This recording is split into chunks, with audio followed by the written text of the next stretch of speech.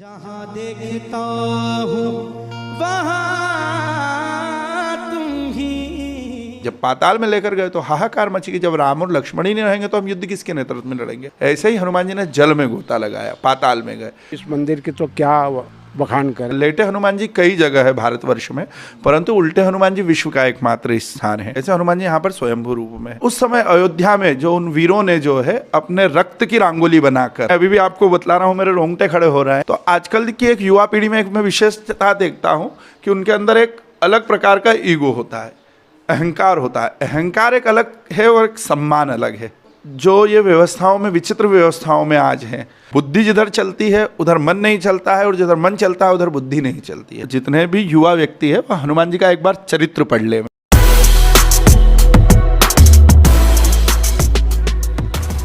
कौन कहता है कि करते उदास रहते हो, मैं तो कहता हूँ कि भक्तों के पास रहते हो। पतझड़ में तुम हो, बहारों में तुम हो, वीरान में तुम हो, नजारों में तुम हो। मिले डूबतों को किनारों में तुम हो मेरे राम। मिले डूबतों को किनारों में तुम हो, कहाँ जाके ढूंढूं मैं सियापति राम। जहाँ देखता हूँ वहाँ तुम ही तुम हो।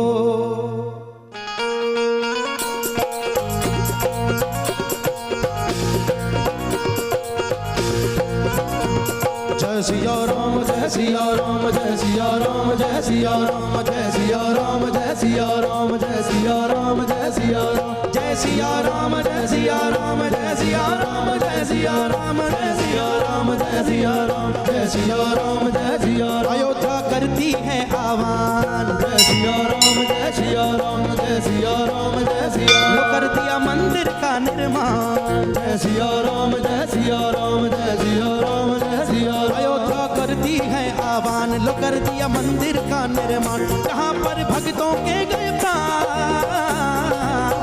जहाँ पर भक्तों के गए प्राण, बिठा दिए वही राम भगवान, बिठा दिए वही राम भगवान, बिठा दिए वही राम भगवान, बिठा दिए वही राम भगवान। जय सिया राम, जय सिया राम, जय सिया राम, जय सिया राम, जय सिया राम, जय सिया राम, जय सिया राम, जय सिया। जय सिया राम, जय सिया राम, जय सिया राम, जय सिया राम, जय सिया राम, जय सिया राम, जय सिया राम, जय सिया राम। तो नमस्कार दोस्तों, स्वागत है एक बार फिर से आपका आपके अपनी YouTube चैनल सबकी बात सबके साथ में। जैसा कि मेरे पीछे देख सकते हैं, लिखा है उल्टे हनुमान मंदिर। आप लोगों ने खड़े हनुमान, लेटे हनुमान, पंचमुखी हनुमान, ऐसे कई सारे हनुमान जी के रूप का आपने नाम सुना होगा, लेकिन ये जो मंदिर है ये विश्व का एकमात्र ऐसा मंदिर है जिसका नाम है उल्टे हनुमान मंदिर। आगे हम जानेंगे कि उल्टे हनुमान मंदिर इस मंदिर का नाम उल्टे हनुमान मंदिर कैसे पड़ा।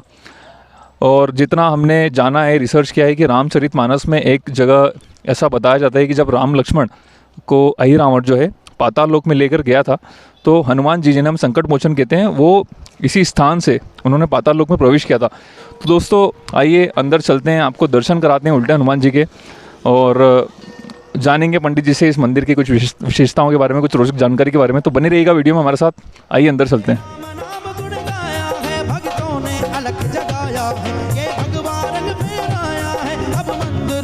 बनाया है, बढ़ा दिया भगवे का सम्मान,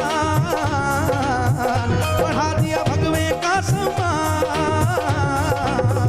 बिठा दिए वही राम भगवान, बिठा दिए वही राम भगवान, बिठा दिए वही राम भगवान, बिठा दिए वही राम भगवान। जय सिया राम, जय सिया राम, जय सिया राम, जय सिया राम, जय सिया राम, जय सिया। तो सबसे पहले पंडित जी मैं आपका परिचय जानना चाहूँगा। जय श्री राम। जय श्री राम, जय हनुमान। मैं यहाँ पर दास के रूप में भगवान की सेवा हम करते हैं। और यदि देखा जाए तो पुजारी तो नहीं है, पर दास ही माने हैं हमारे, क्योंकि दास्यो हम दास है। दास की सेवा दास बनकर करेंगे तो अति उत्तम रहेगा। तो मैं शासकीय पुजारी पंडित नवीन व्यास। और हमारे व्यूअर्स भी ये जानना चाहेंगे कि उल्टे हनुमान इस मंदिर का नाम कैसे पड़ा? वैसे तो मुख्यतः हनुमान जी का जो यहाँ पर नाम है श्री राम पाताल विजय, पाताल विजय के नाम से हनुमान जी को जाना जाता है। परंतु एक लौकिक दृष्टिकोण से पाताल विजय के नाम से भगवान को इतनी आसानी से नहीं पहचाना जा सकता। तो जो हम लौकिक दृष्टि में हम भाषा का उपयोग करते हैं, तो इसलिए उन्हें उल्टे रूप से यहाँ पर कहा जाता है हनुमान जी को।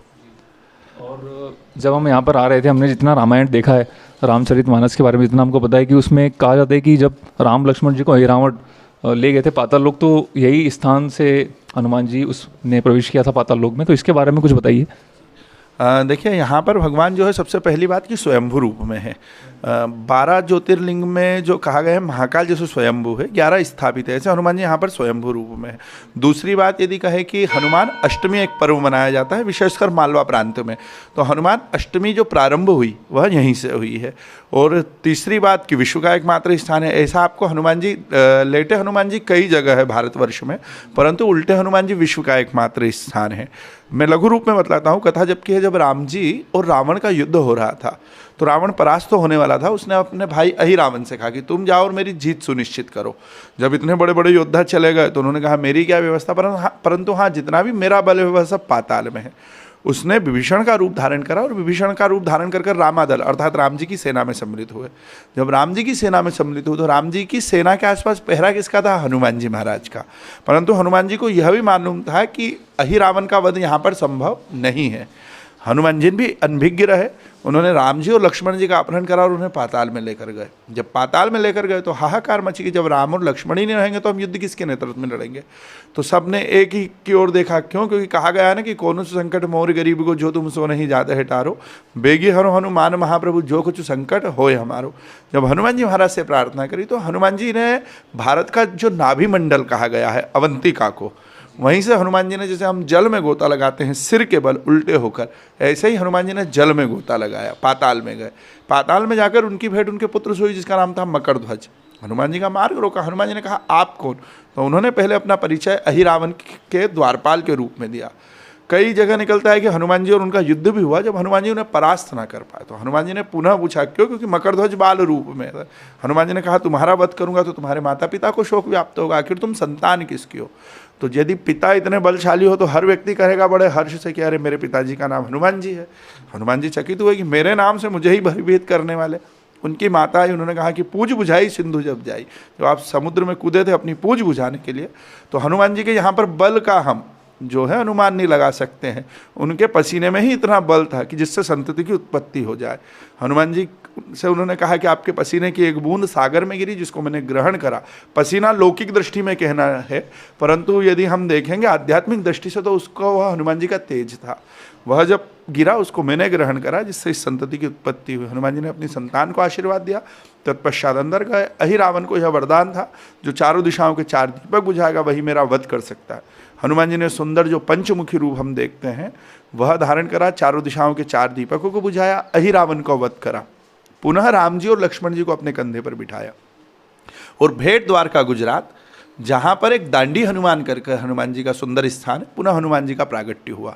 तो हनुमान जी गए हर की नगरी अर्थात महाकाल की नगरी से गए और निकले हरि की नगरी से। तो कहाँ न कहाँ भगवान ने यह भी संकेत दे दिया कि हरिहर मिलन हो गया। और यदि देखा जाए तो सावेर जो है यह लौकिक दृष्टि में इंदौर में आता है, परंतु पौराणिक और भौगोलिक दृष्टिकोण से देखा जाए तो यह उज्जैन के अंतर्गत आता है। जिसका अभी एक नदी है जिसको हम खान नदी कहते हैं, परंतु इसका पौराणिक जो नाम है क्षाता नदी कही गई है।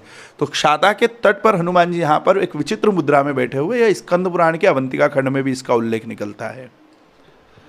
तो ये थी कहानी दोस्तों, इन्होंने बहुत सुंदर तरीके से हमें बताया है। तो दोस्तों हमारे साथ एक भक्तगण जुड़ चुके हैं, तो पहले तो मैं आपका परिचय जानना चाहूँगा। मेरा परिचय, मैं गुरान रहता हूँ, मदन भानेज मेरा नाम है, वहाँ का भानेज हूँ गुरान का। मेरे को एक लखवा आ गया था, गाड़ी पे भी बैठता था तो हवा लगती थी, डॉक्टर ने बंद कर रखा था। मैंने सब चीज़ को छोड़ दिया और वो उज्जैन महाकाल के बाबा तेरी शरण हूँ। 20 साल हो गए। सब दूर जहाँ अच्छे धर्म जैसे सुंदरकांड होता अकेला भी आ जाता हूँ, रात को चला जाता हूँ। इस मंदिर की तो क्या बखान करें, इसका तो मतलब शास्त्र में लेख बताते हैं कि बहुत प्राचीन मंदिर है। और अभी आपने रिसेंटली देखा है 22 जनवरी को बहुत ही शुभ अवसर आया, श्री रामलला का प्राण प्रतिष्ठा हुआ, तो इसके बारे में आपकी क्या विचारधारा है? देखिएगा, मैं तो यही कहना चाहूँगा कि हम इतने कोई पुण्यकारी आत्माएं नहीं हैं। कहाँ न कहाँ यह हमें देखने का सौभाग्य प्राप्त हुआ है। तो कह सकते हैं कि उस समय कहाँ न कहाँ हम अयोध्या की रज रहे होंगे, या फिर उस समय उस काल के कोई कीट पतंगे रहे होंगे कि भगवान की दृष्टि हमारे ऊपर पड़ गई। तो हमारा यह सौभाग्य रहा कि हमने इतना बड़ा उत्सव, जिसमें कई माता जो थे उनके पुत्र चले गए, कोई सौभाग्यवती स्त्री थी उनके पति चले गए, तो कई ने अपने, हम तो रंगोली बना रहे थे, कलर की रंगोली बना रहे थे, ठीक है, पर वहाँ पर उस समय अयोध्या में जो उन वीरों ने जो है अपने रक्त की रंगोली बनाकर हमें आज यह दर्शन करवाए। तो यह मैं अभी भी आपको बतला रहा हूँ, मेरे रोंगटे खड़े हो रहे हैं, क्योंकि मैंने स्वयं जब मैं बाल्यावस्था में था तो संतों को लाठी खाते हुए देखा है, संतों को पैर में कांटे चुभते हुए देखा है। ऋतुम्बरा दीदी के साथ भगवान हनुमान जी का सौभाग्य रहा, तो मैं रहा कुछ समय, तो मैंने देखा है कि किस पीड़ा से उन्होंने यह राम मंदिर आज बना है। तो यह हमारा परम सौभाग्य है और भगवान हनुमान जी महाराज की कृपा ही कहेंगे हम। लगता है आपको सनातन धर्म की एक नया चैप्टर शुरू हुआ है सनातन धर्म को इस चीज़ से? देखिए, सनातन धर्म का नया अध्याय जो चालू हुआ है, अध्याय चालू नहीं हुआ है, यह हम कह सकते हैं कि पुनः जागृत, कहाँ न कहाँ सुषुप्त अवस्था में, जैसे अग्नि जैसे कही गई है ना कि धुएं के अंदर अग्नि तो होती है पर उसे कोई जानकारी, तो अभी जिस प्रकार एक संत महात्माओं की एक विशेष व्यवस्था चल रही है, जैसे परम पूज्य बागेश्वर धाम वाले गुरु जी है, मिश्रा जी है, ऋतुम्बरा दीदी है, देवकीनंदन जी ठाकुर है, यह हमारे लिए बहुत बड़ी व्यवस्थाएं हैं। तो कहाँ ना कहाँ इन्होंने जहाँ धर्म को अग्रणीय करा है और इन्होंने अपना जीवन दिया है, तो यह भी एक धर्म के लिए बहुत अच्छी चीज़ है। एक जानकारी मैं लेना चाहूँगा जो हमने नोटिस किया यहाँ पे, विशेष पूजाएं जो यहाँ पे होती है उसके बारे में थोड़ा सा बताएं, और वहाँ पर एक चरण पादुका जैसा भी कुछ रखा है तो उसके बारे में थोड़ा सा बताएं।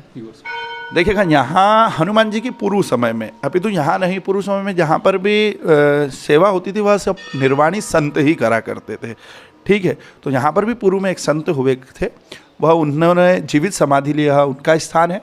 दूसरा, यहाँ की पूजन पद्धति के बारे में मैं आपको बतलाऊँ तो हर जगह हनुमान जी महाराज का चोला जो है वह चरण से प्रारंभ होता है, ठीक है, अर्थात नीचे से ऊपर चढ़ाया जाता है। परंतु यहाँ एक विषम व्यवस्था है और विशेष व्यवस्था है कि यहाँ चोला ऊपर से नीचे चढ़ाया जाता है। हम सबसे पहले जो तेल सिंदूर लेते हैं, हर जगह चरण नीचे से चढ़ाया जाता है, पर यहाँ हम हनुमान जी के चरण ऊपर मानते हैं तो ऊपर से नीचे चढ़ाया जाता है।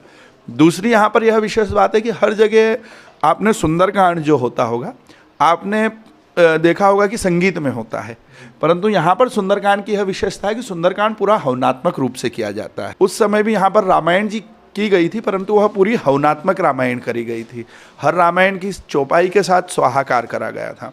तो यहाँ पर और हर दोहे के साथ एक फल भगवान को अर्पण किया जाता है। तो यहाँ पर यह सबसे विशेष बात है।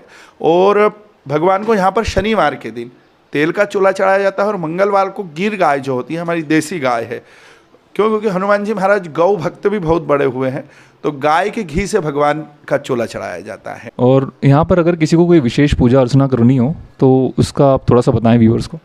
देखिएगा, मुख्यतः हनुमान जी महाराज तो अत्र तत्र सर्वत्र हैं, ठीक है। आप जहाँ पर भजेंगे भगवान राम को तो हनुमान आकर उपस्थित हो जाएंगे। परंतु यहाँ पर सबसे बड़ी बात है कि यदि हम ध्यान को देखा जाए, हमारा मन क्या है, उल्टा है, ठीक है। बुद्धि जिधर चलती है उधर मन नहीं चलता है, और जिधर मन चलता है उधर बुद्धि नहीं चलती है। तो सबसे बड़ी बात ये, हम हनुमान जी महाराज के सामने यहाँ पर ध्यानस्थ अवस्था में रहेंगे तो हनुमान जी एक हमें विशेष जो है आशीर्वाद प्रदान करेंगे। और दूसरा रही पूजन की बात, तो यहाँ पर हवनात्मक सुंदरकांड होता है तो उसका कोई शुल्क नहीं है, वह निःशुल्क होता है। आप आपकी सामग्री लेकर आ जाओ और भगवान जी को जैसे प्रिय रोट है, फल है, तो उससे हम भगवान का जो है सुंदरकांड के द्वारा हवन कर सकते हैं। और दूसरा, भगवान का अर्चन भी कर सकते हैं, जो सहस्त्रार्चन करा गया है। जैसे रामार्चन होता है वैसे ही हनुमान जी का सहस्त्रार्चन भी हम यहाँ पर कर सकते हैं। तो इसके लिए किसी को कांटेक्ट करना होगा यहाँ पे? आप इसके पहले पूर्व में आप सूचना प्रदान कर देवें और अपनी तारीख जो है वह नियत जो है उसको कर लेवें, उसके बाद जो है आप यहाँ पर पूजन अर्चन कर सकते हैं। तो वो जो नंबर है वो हम आपको डिस्क्रिप्शन में दे देंगे, आप चेक कर सकते हैं और बिल्कुल आप कांटेक्ट करके जानकारी ले सकते हैं। अंत में आपसे बस यही जानना होगा कि आज की युवा पीढ़ी को हमारे सनातन धर्म के माध्यम से आप क्या मैसेज, क्या संदेश देना चाहेंगे? देखिए, सबसे पहले तो मैं यही निवेदन करना चाहूँगा कि आप जितने भी युवा व्यक्ति है वह हनुमान जी का एक बार चरित्र पढ़ ले में, ठीक है।